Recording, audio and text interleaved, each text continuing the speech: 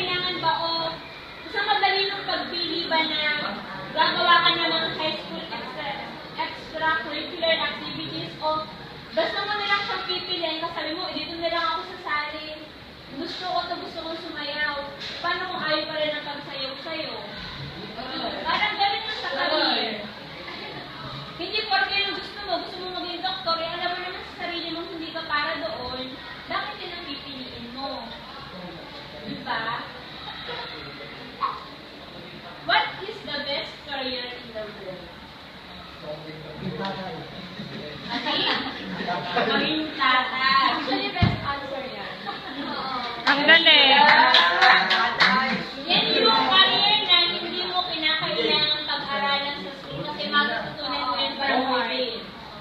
Best answer. Okay. When you are required to decide on your career, kailan kayo kinakailangan ng mag-decide para sa career nyo?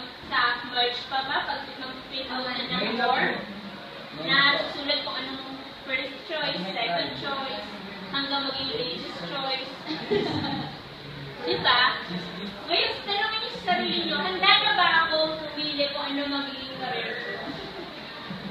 Kasi kung ang sagot niyo sa sarili nyo, hindi pa, teka, masisisip ka na. Hindi maaaring ganyan na lamang tayo habang buhay na walang iniisip na pupuntahan.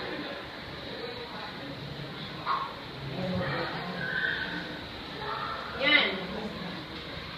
Think about it. People often invest more time planning their vacation than planning their career. Bukas Sabado. Sigurado sa loob ng Sabado at Linggo, may list kayo pupuntahan. Anong gagawin niyo sa buong